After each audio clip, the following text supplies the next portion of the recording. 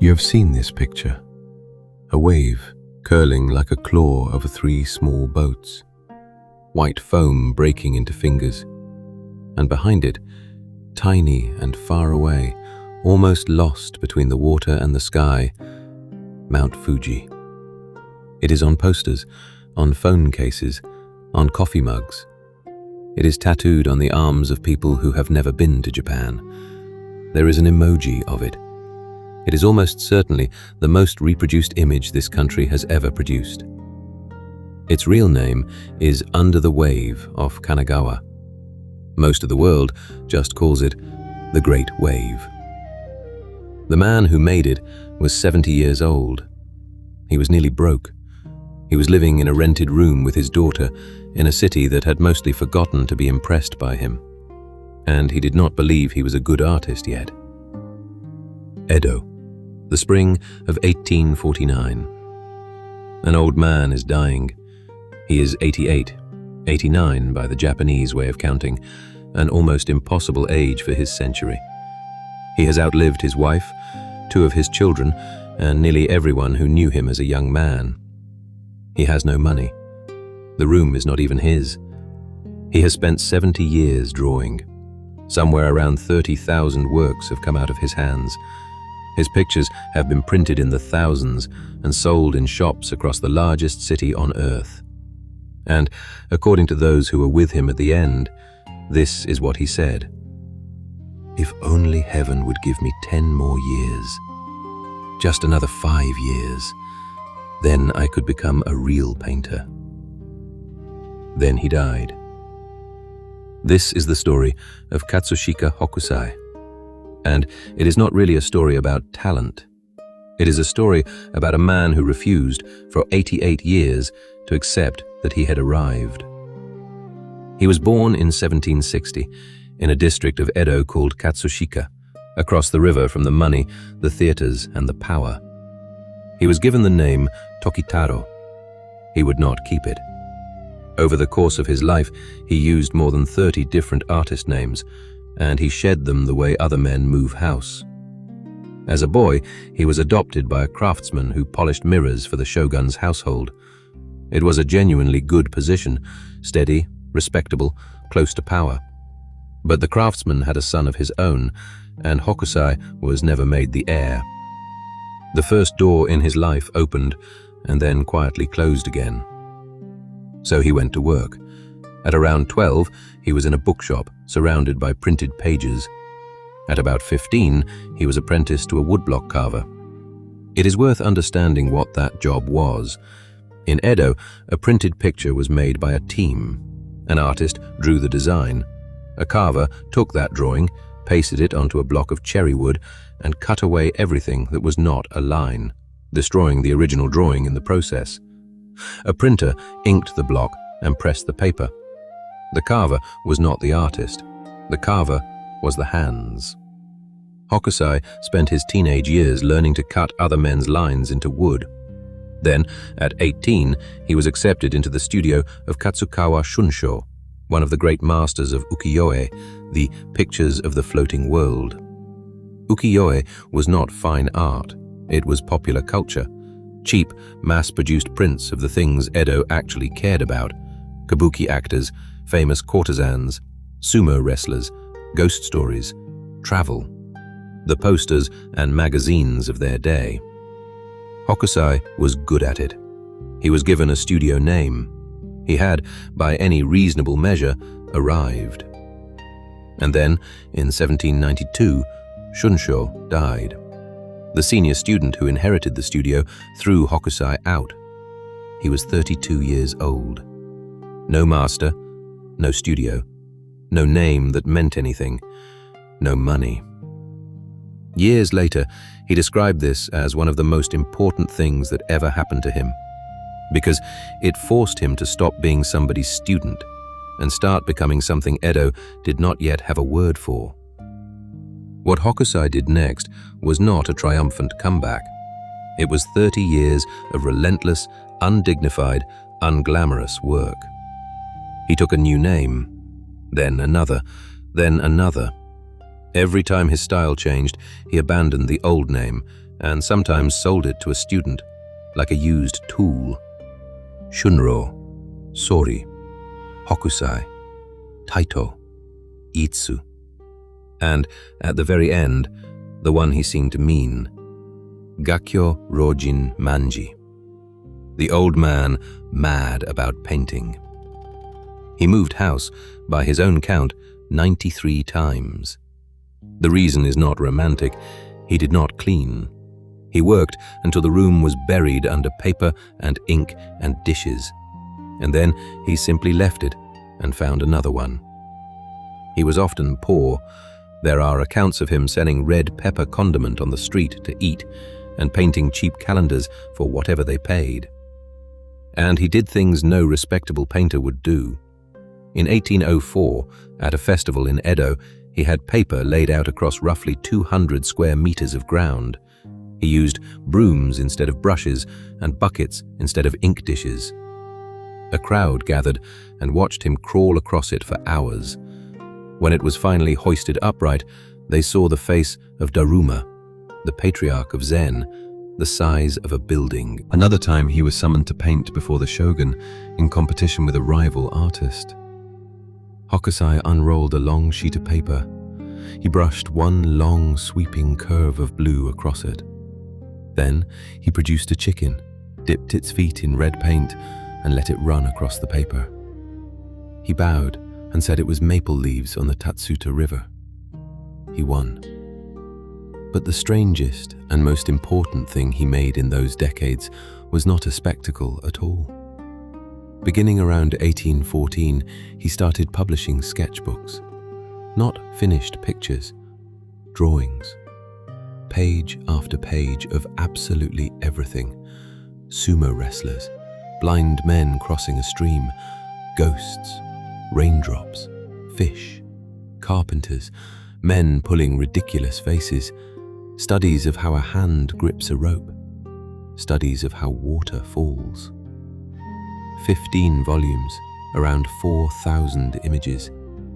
He called them Hokusai Manga, roughly Hokusai's random drawings.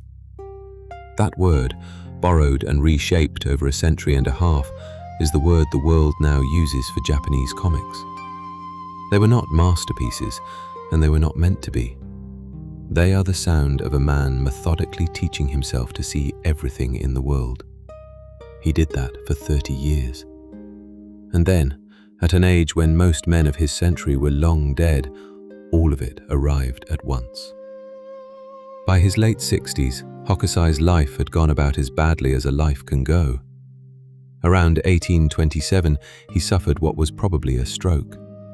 He treated himself with a medicine he made himself, from citron steeped in rice wine, and, improbably, recovered. His wife died. Then his grandson began to gamble, repeatedly and enormously. Hokusai paid the debts until there was nothing left to pay them with, and eventually had the young man sent out of the city. It ruined him. He was left in genuine poverty, working beside his daughter Oi, herself a fine painter, who held together what was left of his household. He was around 70 years old. In 1830s Edo, that was not the beginning of anything. And that is when he started 36 views of Mount Fuji.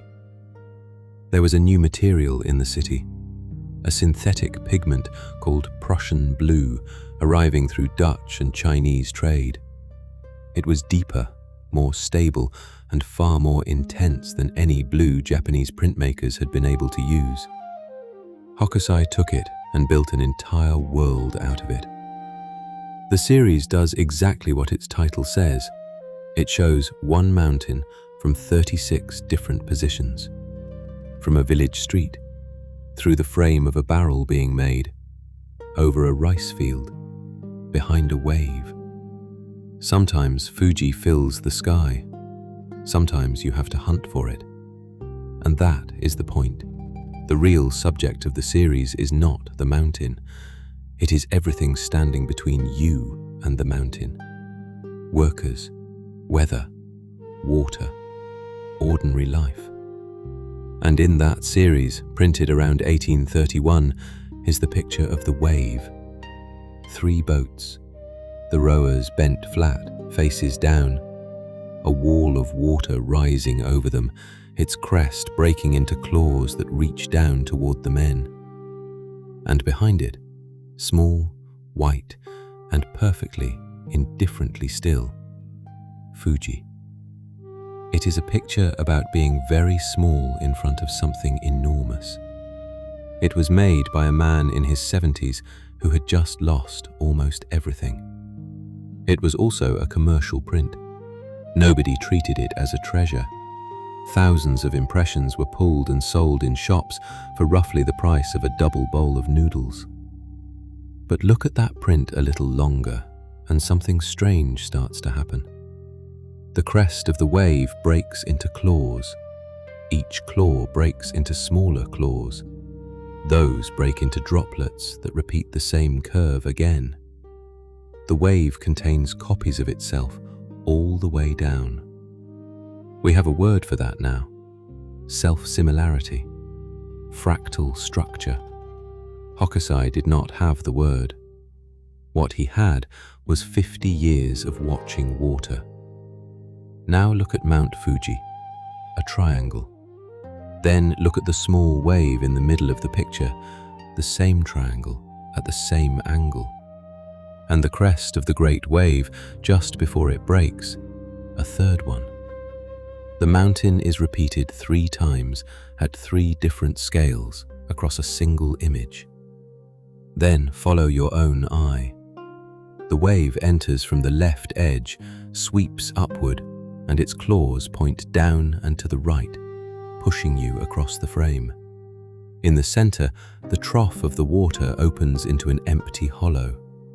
And sitting inside that hollow, exactly where the composition sets you down, is Fuji. He built a frame out of moving water and put a mountain inside it. Some people argue the proportions follow the golden ratio. Others think that is reading too much into it. What is not in doubt is that this picture is engineered. The horizon is set unusually low, so the water towers over you. The boats are placed to cut across the diagonals.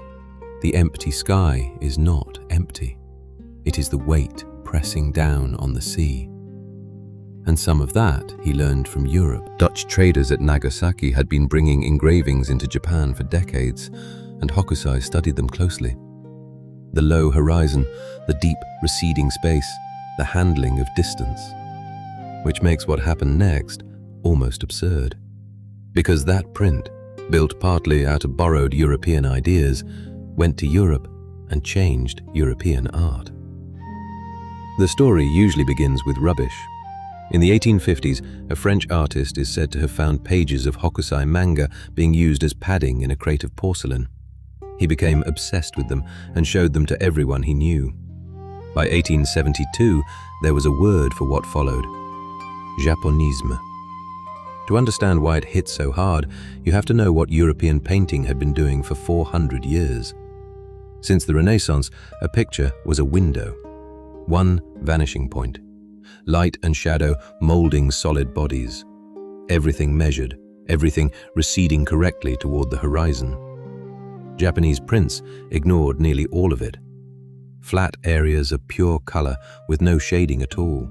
Hard outlines, violently off-center layouts. Figures sliced off at the edge of the frame as though the picture had been cut out of a larger world. Scenes viewed from impossible heights.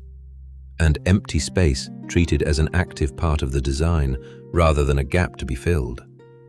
To a European painter in the 1870s who was already sick of academic realism, this was not a curiosity. It was permission. Van Gogh and his brother Theo collected hundreds of Japanese prints. He copied several of them in oil paint and wrote that all his work was, in some way, founded on Japanese art. The heavy outlines and flat, shouting color of his late paintings begin partly here. Monet owned more than 200 prints. They still hang in his house at Giverny. He built a Japanese bridge in his own garden and painted it for the rest of his life.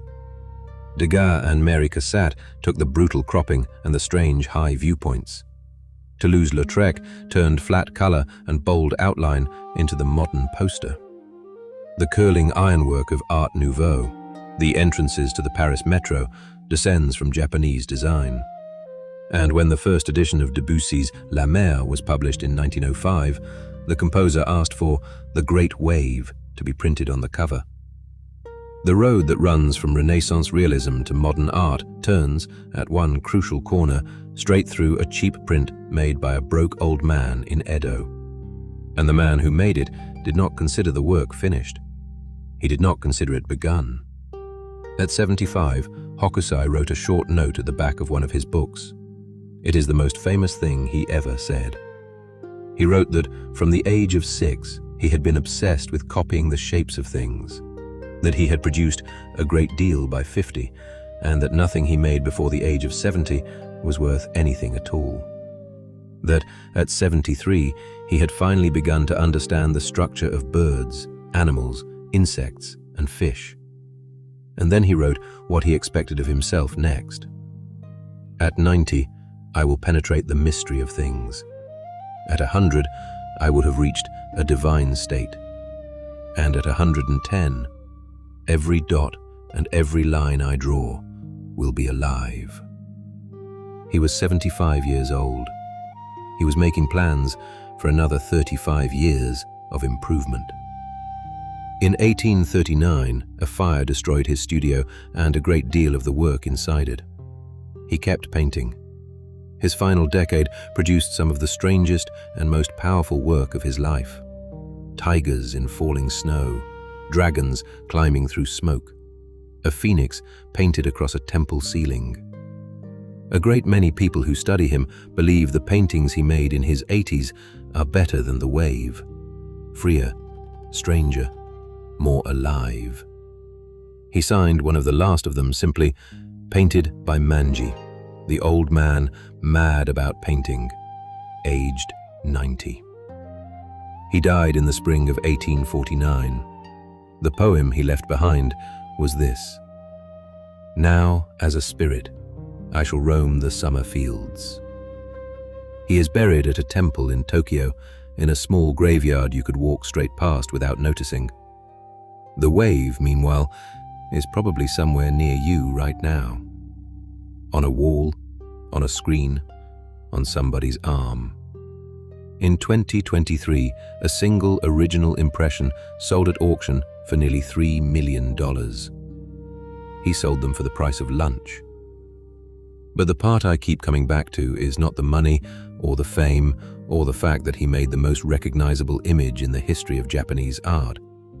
It is that he made it at 70, and then spent the next 18 years genuinely convinced that he was only beginning to learn how to draw. He was wrong about needing 10 more years. He may have been right about everything else. Thank you for watching.